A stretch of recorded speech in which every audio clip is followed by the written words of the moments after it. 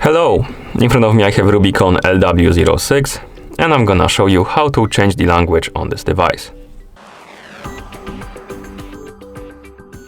First, let's wake up the screen on our watch.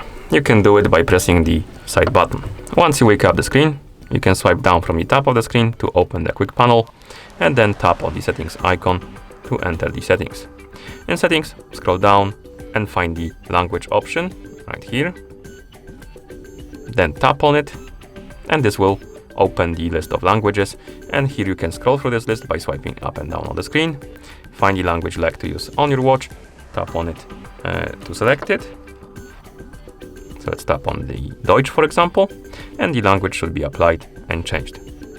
Now I'm gonna bring it to English like this and go back, and that's how you change the language on this device. Thank you for watching.